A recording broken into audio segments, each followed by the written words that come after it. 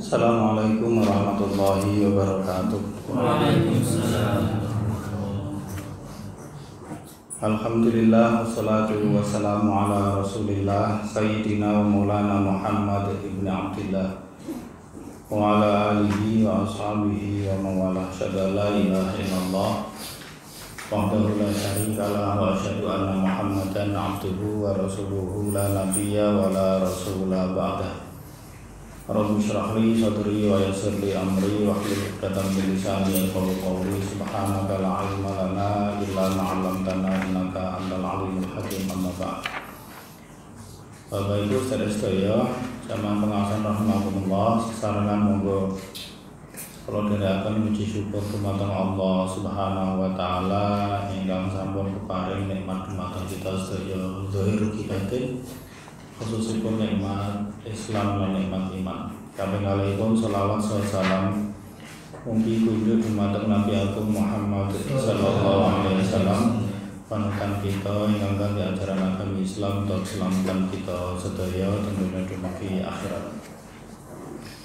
Kita lajengaken tafsir Ibnu Katsir surat Ali Imran ayat 165. Awalam ma asobatkum musibah 165. Ibu-ibu sampun Bu. Bapak sampun nggih? 165 sampai 168. Monggo. A'udzu billahi minasy syaithanir rajim. Bismillahirrahmanirrahim. Awalam asobatkum musibatun qad asobtum mithlaiha qultum anna hadza qul huwa min 'indi anfusikum innallaha ala kulli syai'in qadir. Wa ma asobakum yaumal taqal jam'ani fa bi'idnillahi waliya'lamal mu'minin waliya'lamal ladzina nafaqu wa qila lahum ta'alau qatilu fi sabilillahi awil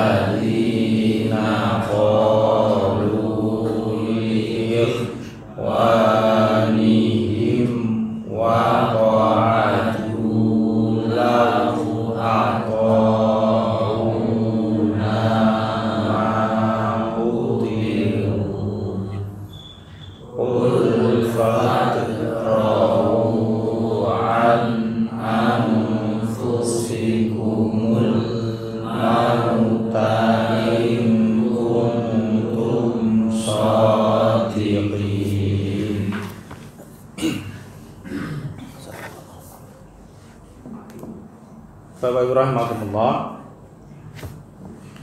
niki masih melanjutkan kejadian di perang Uhud ya. Masih rentetan dari perang Uhud yang kemarin beberapa pertemuan kita bahas. Pada pertemuan terakhir kemarin Bapak Ibu rahimakumullah, Allah menegaskan bahwa diutusnya Rasulullah Shallallahu Alaihi Wasallam kepada orang yang beriman itu merupakan manullah, itu merupakan anugerah besar yang diberikan oleh Allah kepada kita, di mana Rasul itu ya diutus dari kelompok kita sendiri, dari jenis kita sendiri. Lalu dia membacakan ayat-ayat Allah kepada kita, membersihkan hati kita, mengajarkan kepada kita Alkitab dan hikmah.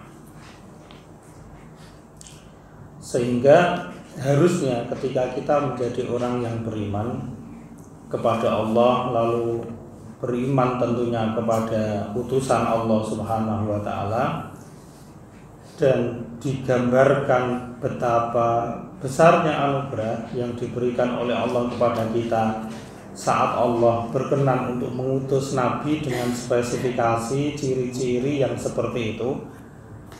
Nah, di sini Allah ingin menegur kita.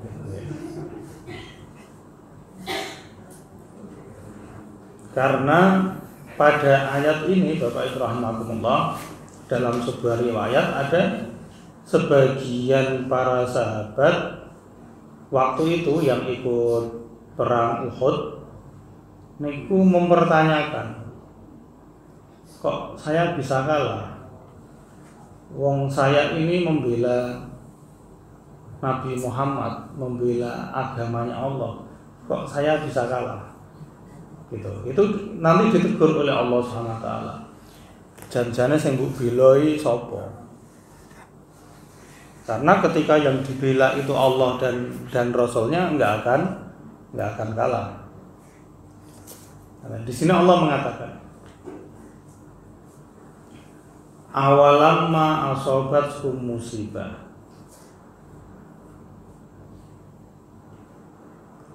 Apakah ketika musibah menimpamu, yaitu pada perang Uhud, di mana ada 70 sahabat yang syahid, sementara qad asabtum mislaiha, sementara kalian pada perang sebelumnya, yaitu perang Badar, kamu memberikan musibah, artinya memberikan pukulan kepada musuhmu 2 kali lipatnya,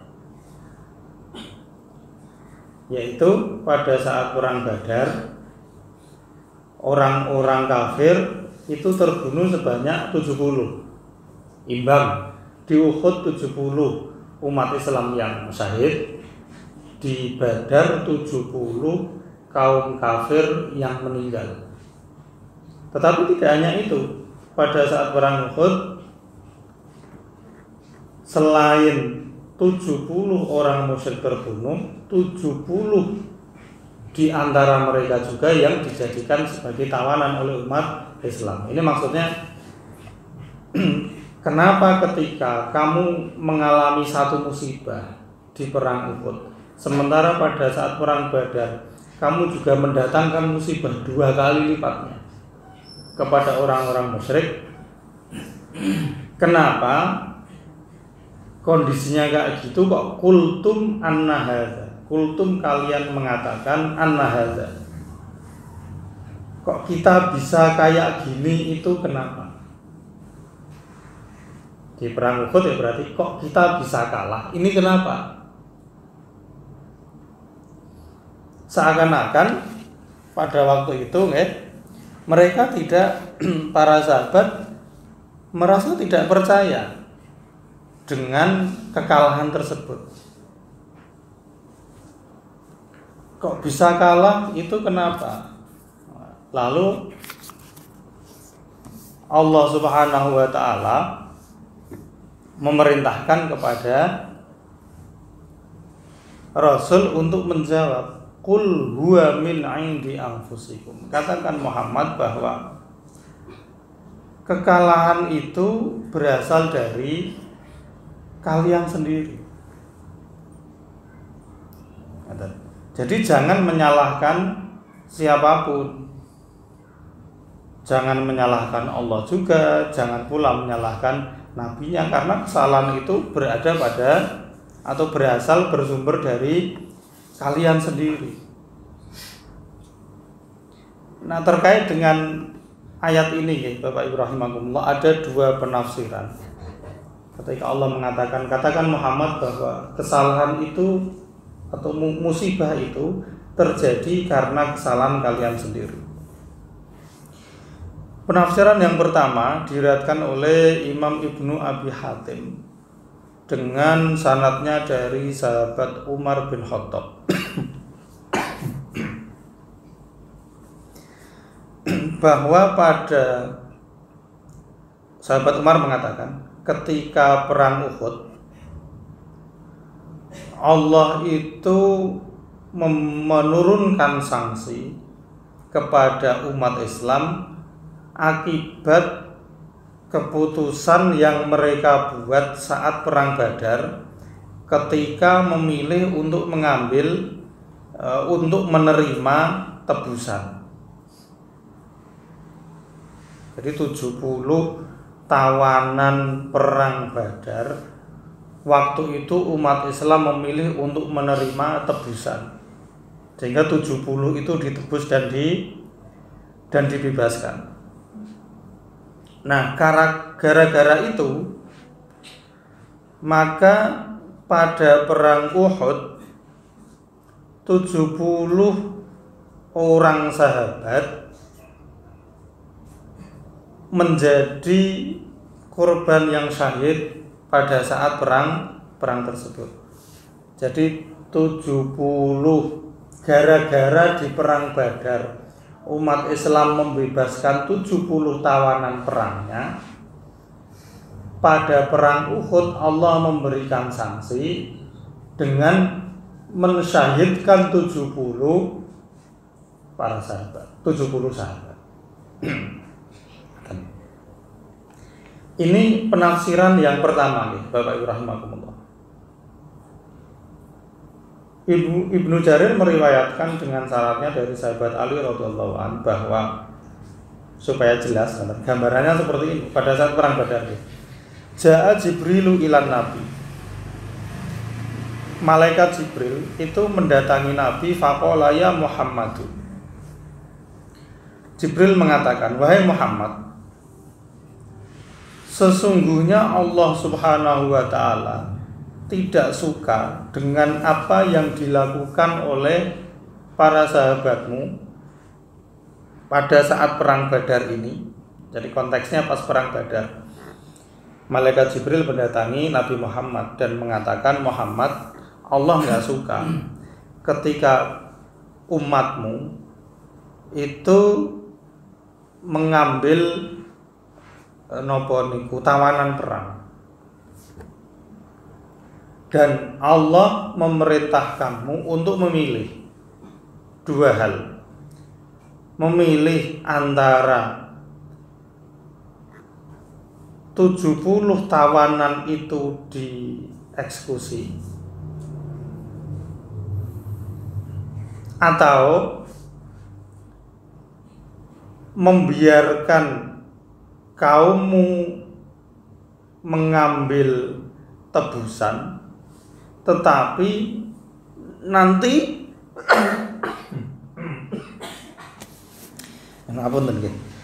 nanti agak batuk. Allah mempersilahkan umatmu untuk mengambil tebusan dari 70 tawanan itu, tapi nanti pada saatnya sebagai ganti 70 tebusan itu Allah akan mengambil sejumlah 70 orang dari para sahabat untuk menjadi syahid. Lalu Rasulullah kemudian menawarkan hal itu kepada para sahabat.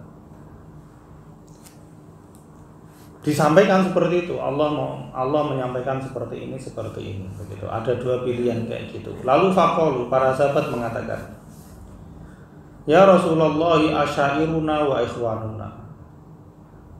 Wahai Rasul, bagaimanapun bahwa tawanan perang ini itu ya keluarga besar kita dan saudara-saudara kita yang berada di Mekah. Nah, sebaiknya kita terima saja penawaran tebusan dari mereka, yang mana uang tebusan itu nanti untuk memperkuat untuk memperkuat kondisi kita ketika memusuhi atau ketika memerangi lawan kita pada pertempuran berikutnya.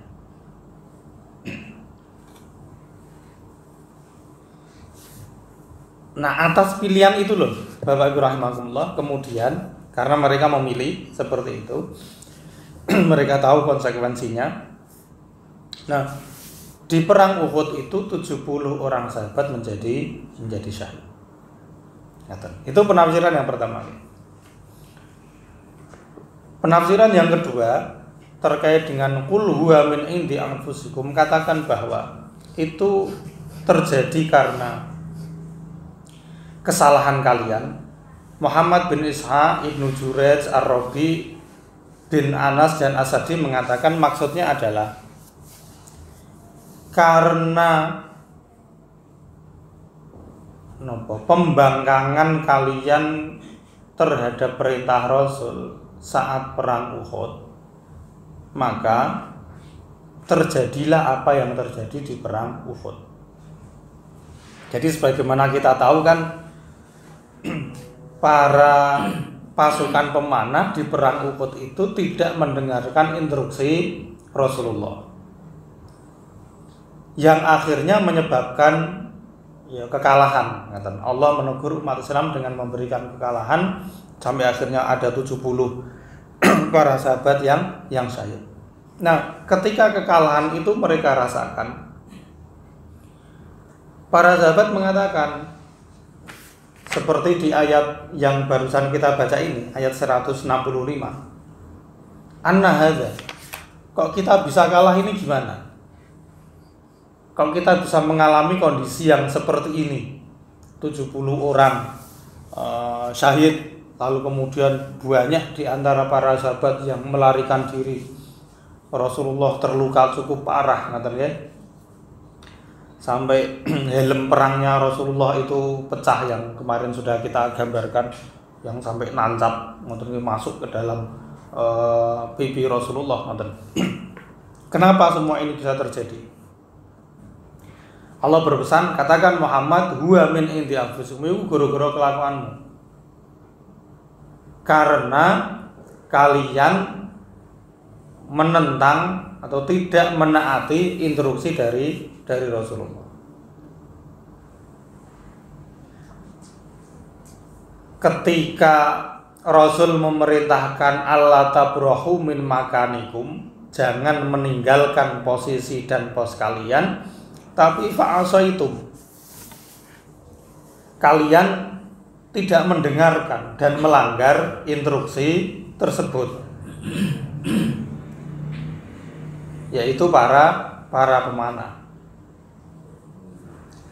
Ya, oleh karena itu terjadilah apa yang terjadi. Maka dulu kalau sampaikan, pokoknya kalau kita ini menentang Allah dan Rasulnya, alhamdulillah, ini istimewa nih.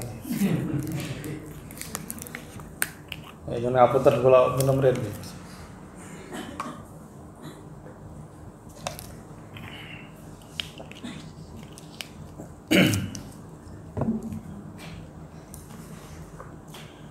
ketika kita itu berani melanggar apa yang diperintahkan oleh Allah dan apa yang diinstruksikan oleh Rasulullah, maka ya musibah itu akan menimpa kita, cobaan itu akan mendera kita.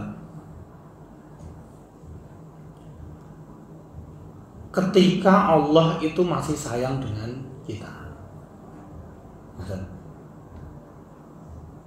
Tapi ketika Allah itu sudah nggak senang dengan kita, saat kita melanggar aturannya kita dibiarkan, di los, diujo, tak ini sampai tekan di. Lalu kemudian nanti di akhir saat kita berada pada puncak kezaliman kita, Allah akan mematikan kita. Nauzubillah nih. Nah, poinnya di sini niku nggih. Qul huwa min indi anfusikum. Katakan Muhammad bahwa musibah ini itu untuk menjadi pelajaran bagi kalian bahwa Allah itu tidak akan berbasa-basi bahkan kepada kalian orang yang beriman. Ketika kalian tidak menjalankan perintahnya, meskipun kalian orang yang beriman, ya akan berlaku sunatullah. Allah nggak akan mengubah sunnahnya itu, hukum alamnya itu hanya gara-gara kamu.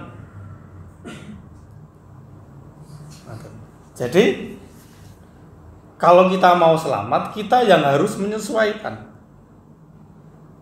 Karena Allah nggak akan mungkin goro-goro cakai tak ganti aturanku, enggak. Aturannya sudah pasti. Nah, tinggal kita yang harus menyesuaikan. Nah, jadi ini pelajaran pentingnya bahwa kalau kita itu ditimpa suatu musibah, saat kita itu percaya kepada kebijakan Allah saat kita itu percaya pada kebijaksanaan Allah Subhanahu wa taala, sebenarnya aib bagi kita ketika kita mengatakan kok iso ngene iki piye. Karena koyok kita itu menyalahkan pihak lain. Ya kita harus introspeksi diri. Kok iso ngene iki ya goro-goro kita. Ketika kita benar langkahnya nggak akan seperti ini. Itu rumusannya kayak gitu sudah. Ada. Maka di ayat berikutnya ya, setelah Allah mengatakan innallaha ala kulli syai'in qadir, sesungguhnya Allah Subhanahu wa taala itu zat yang maha mampu atas segala sesuatu, melakukan apa yang Dia kehendaki dan memutuskan apa yang dia inginkan, begitu. Allah mengatakan wa ma asabakum yaumal taqal jam'ani fa bi'iznillah. Apa yang menimpa kalian pada saat bertemunya dua pasukan di perang Uhud itu semua terjadi atas kehendak Allah Subhanahu wa taala. Ai firarukum baina yaday aduwikum. Larinya kalian saat bertemu dengan musuh. Lalu terbunuhnya sebagian kalian dan terlukanya sebagian yang lain. Semua itu atas ketetapan Allah Subhanahu wa taala, terjadi atas kehendak Allah Subhanahu wa taala. Dan pasti ada hikmahnya. Nah, hikmahnya di sini dijelaskan juga oleh Allah Subhanahu wa taala. Jadi semua itu atas kehendak Allah supaya apa? Waliya'lamal mu'minina, supaya menjadi jelas siapa orang yang benar-benar beriman, yang sabar, yang teguh, yang tidak lari, ngaten nggih, ketika menghadapi kondisi seperti itu. juga waliya'lamal ladzina nafaqu, dan juga supaya menjadi jelas siapa di antara orang-orang munafik tersebut. Sebab kalau nggak ada ujian kayak gini, nggak akan bisa diketahui siapa yang lulus dan siapa yang tidak lulus. Kalau tidak ada ujian, pasti semua akan mengatakan saya layak lulus. Tapi ketika diadakan ujian, akan ketahuan siapa yang bisa menjawab dan siapa yang tidak bisa menjawab. Apakah Allah nggak tahu? Ya Allah tahu. Tetapi tahunya Allah itu tidak bisa menjadi hujah yang kuat bagi kita. Ya kasarannya misalnya kita sebagai guru kita langsung ngomong, kowe iki ora munggah. Misalnya nilaimu kurang dari apa istilahnya KKM. Kamu nggak naik. Lalu dia mengatakan, guru itu mengatakan kepada yang lain, kamu naik, kamu nggak naik, kamu naik, kamu nggak naik. Pasti akan protes murid-muridnya. Lah kok bisa Bapak bilang kalau saya nggak layak naik? Atas dasar apa Bapak mengatakan seperti itu? Pasti kita akan bisa protes. Beda kemudian ketika guru, oke, sekarang kita adakan ujian. Nah, benar ketika diadakan ujian, apa yang dikatakan oleh guru itu terbukti. Nah, bukti dari perkataan guru lewat ujian itu hakikatnya adalah bukti untuk supaya kita nggak protes lagi. Sebenarnya guru apa nggak tahu siapa anak yang paling kasarannya orang mudengan, itu kan pasti tahu siapa yang berprestasi. Pasti wong kita membersamai murid-murid itu setiap saat. Di bayangan atau di benak guru pasti sudah tahu. Engko paling sing juara kelas ya cah kae. Sing paling ndek napa niku rankinge cah kae. Guru sudah tahu di awal.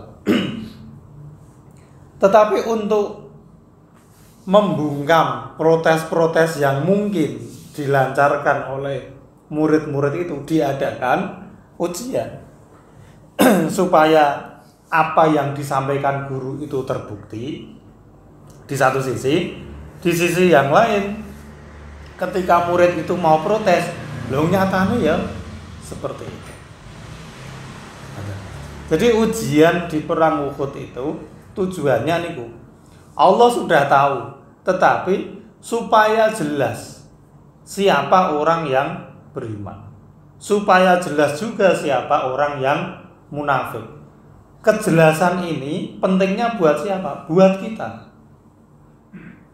Karena Allah sudah sangat jelas, sudah maha tahu. Tetapi kita ketika nggak ada ujian kayak gini, kita nggak akan tahu siapa yang munafik di antara kita. Maka diadakan ujian. Nah, sehingga ada sepertiga pasukan yang lebih dulu pulang. Dengan seperti itu menjadi tahu para sahabat, oh kayak ketone ngomongane empuk, oh songgap sanggup, siap-siap, semangat, ternyata tengah jalan gembosi, mulai disini. Jadi seperti itu. Menjadi tahu setelah ada ujian betul. Seandainya nggak ada perang Uhud, nggak diketahui itu. Karena lisan mereka akan mengatakan, saya iman, saya siap diajak perang. Tapi ketika pas benar-benar perang, ketahuan apa yang ada di dalam hati mereka. Nah itu fungsinya.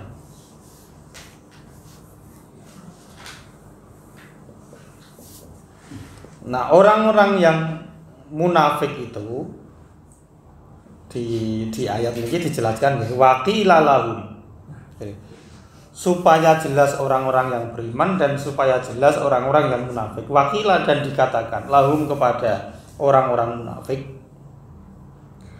ta'alau qatilu fi sabilillahi awidfa'u,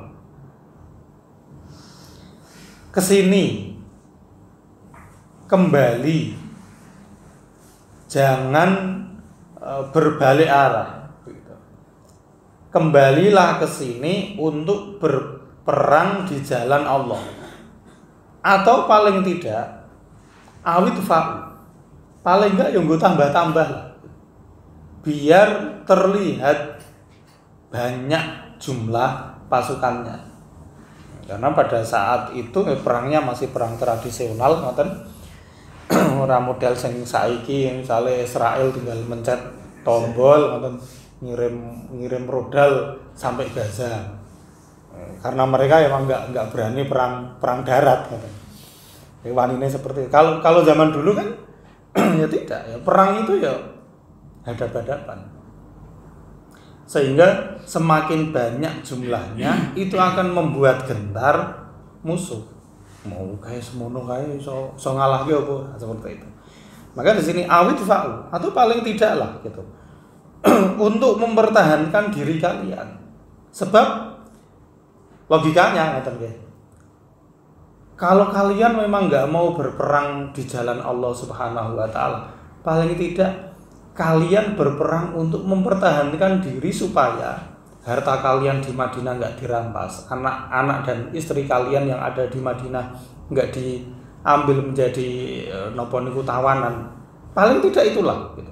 Kalau memang kamu nggak mau berjuang di jalan Allah, ya sudah. Paling tidak kamu harus berjuang untuk mempertahankan atau menyelamatkan kepentingan dirimu sendiri. Sampai seperti itu tawarannya. Jadi beda loh guys, kita berperang di jalan Allah dengan kita berperang untuk demi mempertahankan kepentingan kita. Itu perbedaannya sangat jauh.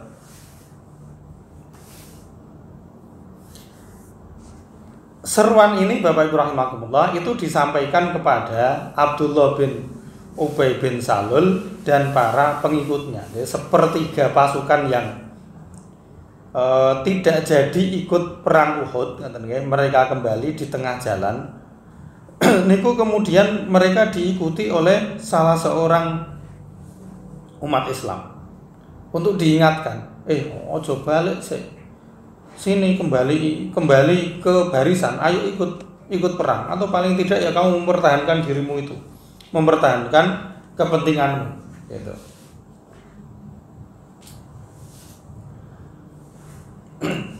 Tetapi mereka tetap kembali. Nah, alasannya niki tidak masuk akal. Kembalinya mereka mengatakan, lau na'lamu qitalan lattaba'nakum. Kalau kami mengetahui bahwa ini memang nanti akan ada peperangan, saya ikut. Gitu. Tetapi ini bukan perang. Mereka kemungkinannya mereka mengatakan orang. Di lisannya mereka mengatakan bahwa ini nggak akan terjadi perang. Maka saya kembali. Kemungkinan keduanya, mereka mengatakan kalau kami tahu ini perang kami ikut. Itu maksudnya bahwa sejak awal orang-orang munafik ini sudah tahu info bahwa di perang Uhud ini jumlah pasukan orang-orang kafir Quraisy itu jauh lebih banyak dibanding pada saat perang Badar. Maka ini bukan perang. Ini bunuh diri massal. Karena menurut hitungan mereka enggak masuk. Perang itu harusnya imbang. Kalau perang enggak imbang, itu namanya enggak perang.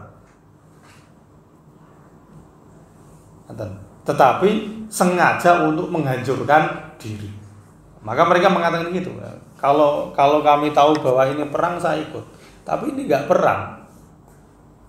Kita ini sengaja pergi untuk membunuh, untuk menyerahkan nyawa kita ini kepada orang-orang kafir. Maka saya enggak ikut. Kami enggak ikut. Kami tetap akan pulang. Jadi Abdullah bin Ubay bin Salul itu ketika tiba di sebuah tempat namanya Asyaud antara Uhud dan Madinah, dia dan sepertiga pasukan itu membelot untuk kembali ke Madinah. Lalu diikuti oleh jadi ketika mereka kembali itu disusul oleh seorang sahabat bernama Abdullah bin Amr bin Haram. Dia mengatakan, "Hei, kembali kalian," gitu. Ya ini kembali untuk ikut berjuang di jalan Allah, atau paling tidak untuk mempertahankan kepentingan kalian. Setelah dikatakan seperti itu, mereka tetap ngotot, enggak perang ini. Nah, mereka tetap pulang. Maka setelah itu ya Abdullah bin Amr mengatakan, ya sudah, kalau kalian memang enggak mau ikut, semoga Allah menjauhkan kalian dari rahmatnya. Allah enggak butuh juga orang-orang yang seperti itu. Nah, ketidakbutuhannya dijelaskan di ayat-ayat yang kemarin, di pertemuan kemarin. Sebab kalau mereka ikut perang, yogur membuat ribet saja, hanya akan memecah belah keutuhan umat Islam. Nah, Bapak Ibu rahimakumullah, pernyataan orang munafik ketika mereka mengatakan lau na'lamu qitalan lattaba'nakum, kalau kami mengetahui bahwa ini perang, maka kami akan mengikuti kalian. Orang-orang yang mengatakan kayak gitu, kata Allah, hum lil kufri yauma idzin aqrabu minhum lil iman. Orang-orang yang kayak gitu saat mengatakannya itu, maka posisi kekafiran lebih dekat pada mereka daripada keimanan. Jadi kan orang munafik itu muzabzabina baina dzalika, ya. La ilaha ula'i wa la ilaha ula. Jadi orang munafik itu antara iman dan kafir. Niku mereka nopo, ya maju mundur terus gitu. Nah, pada saat mereka mengatakan seperti ini, kalau diukur jaraknya, mereka ini lebih mendekati kekafiran daripada keimanan. Di sini juga Bapak Ibu rahimakumullah, istadallu bihi ala anna syakhsa qad tataqallabu bihil ahwal. Para ulama berdasarkan ayat ini menarik dalil bahwa seseorang itu halnya, itu kondisinya, itu berbeda-beda. Kadang-kadang dia lebih dekat pada kekafiran, kadang-kadang dia lebih dekat pada keimanan. Maka iman kita itu naik dan turun. Ya mungkin ketika kita kumpul dengan orang-orang soleh seperti ini, iman kita naik. Tetapi ketika awak ade ngumpul dengan orang sing senengane ya nopo ngrasani, terus miso-miso atau padu dan seterusnya, iman kita akan turun. Jadi enggak statis iman kita itu, kadang naik, kadang turun. Nah, orang munafik ketika mengatakan seperti itu lebih dekat pada keimanan. Kenapa? Karena yaquluna bi afwahihim ma laysa fi qulubihim.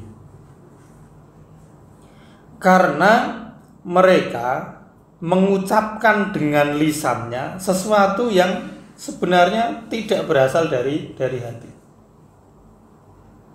Jadi antara hati dan lisannya niku beda. Jadi mulut mengatakan A, tetapi hatinya ternyata sebenarnya mengatakan B. Di antara ketidaksinkronan, ketidakcocokan antara mulut dan hati mereka adalah ketika mereka mengatakan, seandainya kami tahu ini perang, kami akan mengikutimu. Karena apa? Karena mereka sebelum perang pun sudah tahu bahwa pasukan musyrik itu memang sudah dalam perjalanan menuju Madinah untuk menyerang umat Islam. Mereka sudah tahu itu.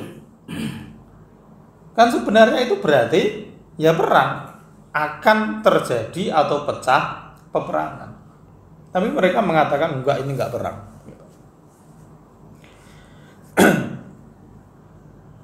Ya, jadi cirinya gampang ketika seseorang mengatakan A ternyata yang dikarepke B, yaitu orang munafik.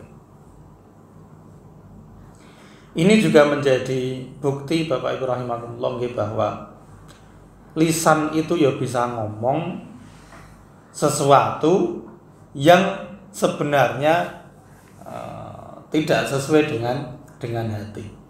Jadi hati itu ya punya hati itu punya suara. Tapi lisan itu juga bisa disetel untuk bersuara. Tidak sesuai dengan apa yang dikehendaki oleh hati. Yang hakiki itu yang ada di dalam hati. Karena lisan itu bisa diolah-olah. Oleh karena itu Bapak Ibu rahimakumullah, keimanan itu sumbernya itu di hati. Karena itu yang hakiki. Artinya ketika lisan kita mengatakan aku iman, seberapapun kita mengucapkan itu, saat hati itu tidak mengakui, saat hati itu tidak menegaskan, maka nggak akan dianggap. Karena lisan itu bisa, ya lisannya ngoten niku. Dia luwes dan lincah. Ngoten. Sakjane pengen ngomong apa, ngono diwolak-walik dadi apa. Itu lisan. Tetapi hati nggak akan bisa dibohongi. Ngoten. Itu yang dimaksud yaqulu nabi afwahim ma laisa fi qulubi. Maka Allah mengatakan wallahu a'lamu bima yaktumun. Allah itu loh lebih tahu daripada mereka apa-apa yang mereka sembunyikan di dalam hati. Nah, ini problem besar kita. Kita itu nggak bisa Bapak Ibu rahimakumullah untuk ngapusi Allah Subhanahu wa ta'ala. Mungkin kita bisa berbohong kepada makhluk, kepada orang, karena nggak tahu apa yang ada di dalam hati kita. Tetapi Allah itu tahu niati awak dhewe kesini tadi apa, itu ya tahu. Di perjalanan kita batin apa wae, itu ya Allah tahu. Ini masalahnya.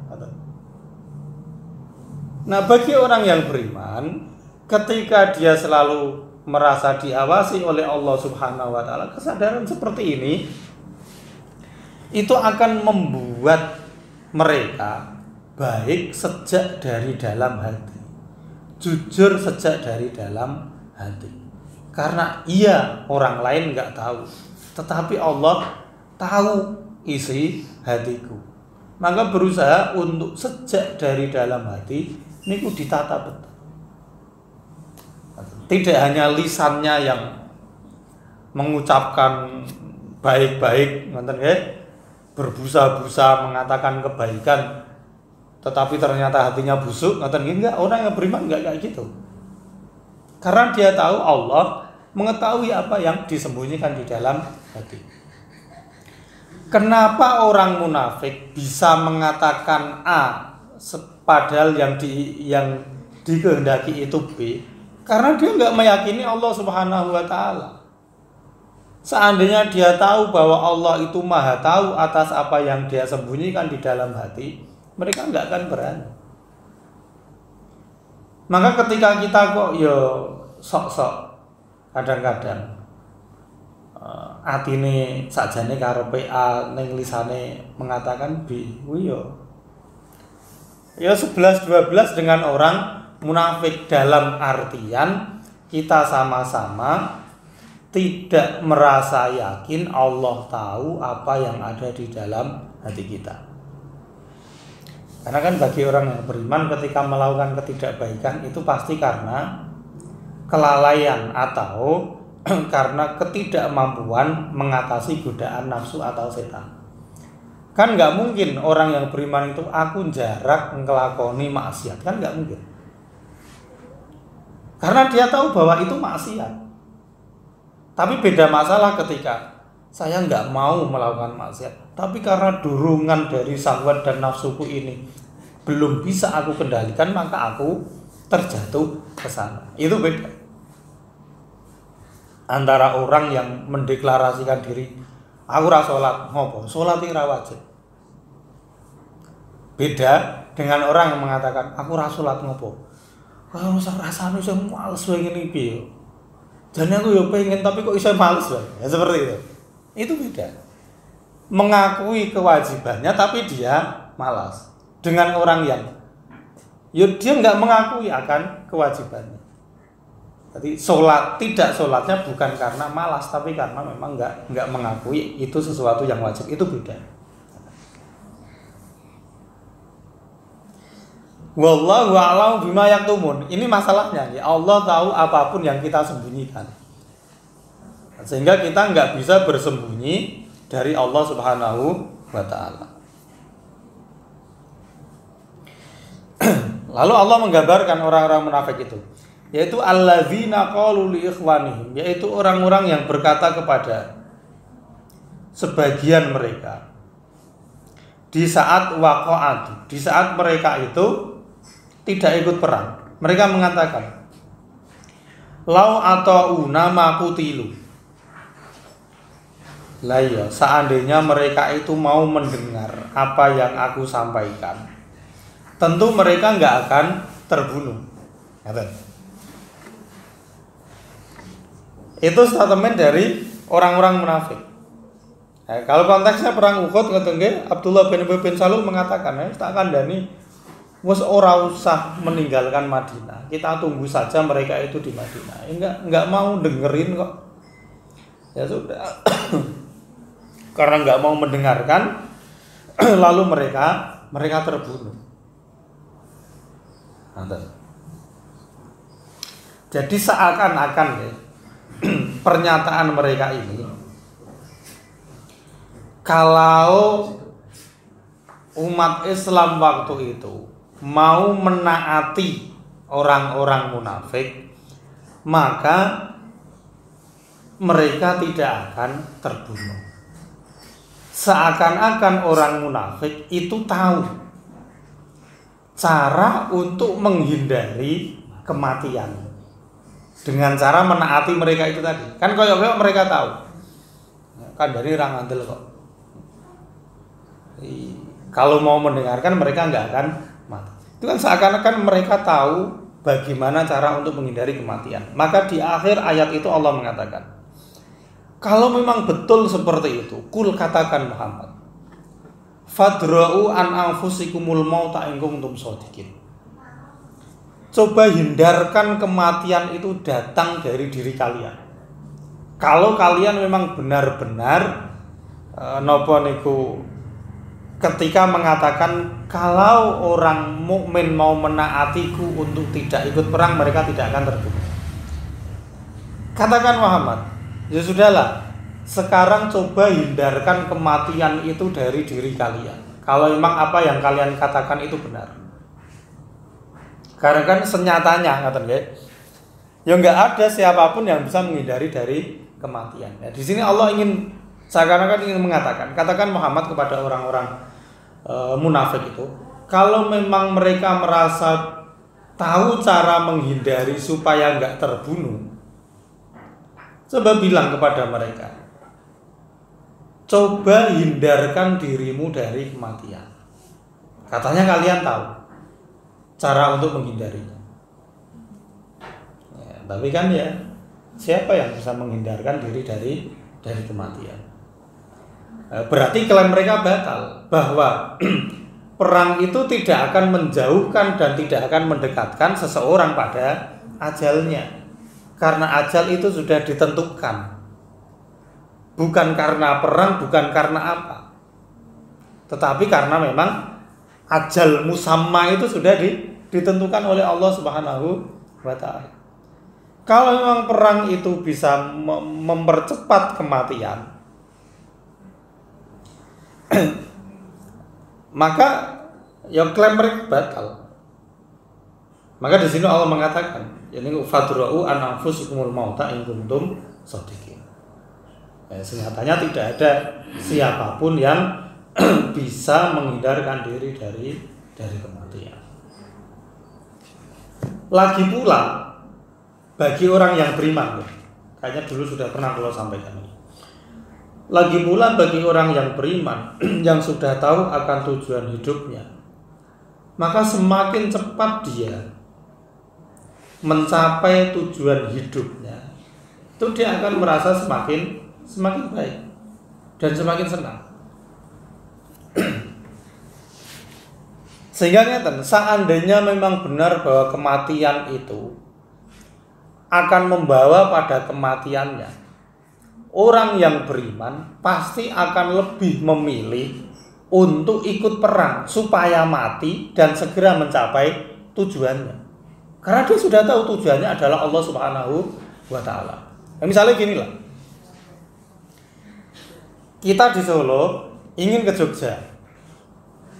Untuk mencapai tujuan kita ke Jogja itu bisa dengan jalan kaki, tapi ini paling lama.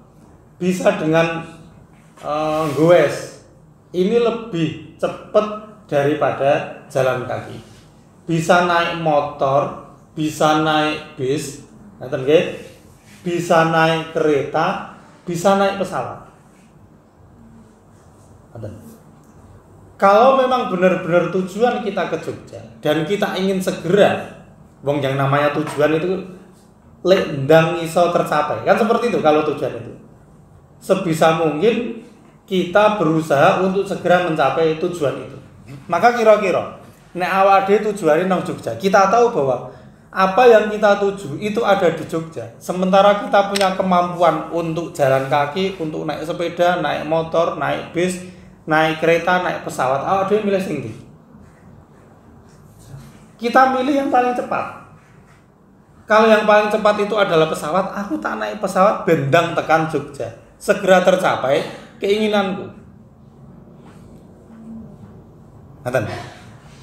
Maka kalau kita tarik ke sini, kalau perang itu memang bisa mendekatkan diri kita pada tujuan akhir kita, yaitu bertemu dengan Allah Subhanahu wa Ta'ala, dibanding tidak perang, bagi orang yang meyakini tujuan hidupnya adalah bertemu dengan Allah, kira-kira milih perang atau pilih pulang, tidak ikut perang? Milih perang. Karena apa? Ya sebagaimana awak ngerti bahwa nek aku numpak pesawat ya paling setengah jam tekan Jogja. Yen aku numpak kereta sejam tekan Jogja. Yen aku numpak bis misalnya ya 2-3 jam tekan Jogja. Yen aku jalan itu sekian jam tekan Jogja. Saya punya kemampuan semua untuk melakukan itu. Maka kita akan memilih untuk daripada 2 jam, 3 jam, setengah jam wae naik pesawat bisa sampai Jogja. Ketika kita sudah yakin bahwa tujuan kita ada di sana. Sama halnya ketika kita yakin bahwa tujuan kita Allah dan peperangan itu akan mendekatkan diri pada tujuan kita dibanding yang lain, maka sebagai orang yang meyakini tujuannya, saat mau perang itu ya dengan senang hati, dengan bahagia. Perang gue harap mati kok senang, ya harap ketemu Gusti Allah. Tujuanku adalah Allah Subhanahu wa Ta'ala. Nah, itu bagi orang yang yakin. Beda dengan orang yang tidak meyakini tujuannya, maka ya lebih memilih pulang. Karena mereka lebih tertarik di ayat-ayat kemarin ya, dengan dunia. Nah, itu gambarannya. Jadi Bapak Ibu rahimakumullah ya, ketika kita sudah tahu tujuan hidup kita ini apa, maka ya monggo kita ini segera mencari cara yang bisa mendekatkan kita pada tujuan itu sedekat-dekatnya. Kita cari jalan yang paling mudah, kita cari jalan yang paling cepat. Kalau kita orang di Solo mau ke Jogja ya ora usah melipir tekan Sragen, tekan dhisik, enggak usah. Karena kita tahu jalannya kemana. Ketika kita tahu bahwa tujuan hidup kita itu adalah menuju Allah Subhanahu wa taala dengan kondisi yang tenang dan senang, ya sudah, kita ikuti saja jalurnya. Ora usah melipir-melipir, ora usah ngoten.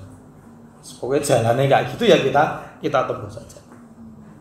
Ya, sesimpel itu bagi orang yang sudah mengetahui tujuan hidupnya. Jadi ketika Allah mengatakan wa ma khalaqtul jinna wal insa illa liya'budun. Aku nggawe jin menungso kuwi ya takon ibadah. Jadi tujuan kita diciptakan di sini itu untuk ibadah. Ya sudah. Kita melakukan ibadah sebanyak-banyaknya karena kita tahu bahwa ibadah itu yang akan menyampaikan kita kepada Allah Subhanahu wa taala. Apapun bentuk ibadahnya ya kita lakukan. Karena itu jalan untuk menujunya. Insyaallah ngoten Bapak Ibu rahimakumullah. Ini pelajaran yang bisa kita ambil dari perang Uhud. Ini masih nyambung. Nanti di pertemuan berikutnya Allah juga masih menegaskan. Tor ya jadi kira orang-orang yang meninggal saat perang itu kemudian sia-sia meninggalnya. Mereka mendapatkan sekian banyak kebaikan. Nanti dijelaskan di ayat-ayat berikutnya. Insyaallah ngoten. Mugi-mugi manfaat, nyuwun ngapunten bilih wonten kelintak-kelintikipun, nyuwun ngapunten ugi agak kurang fit ngoten nggih. Nyuwun ngapunten. Assalamualaikum warahmatullahi wabarakatuh.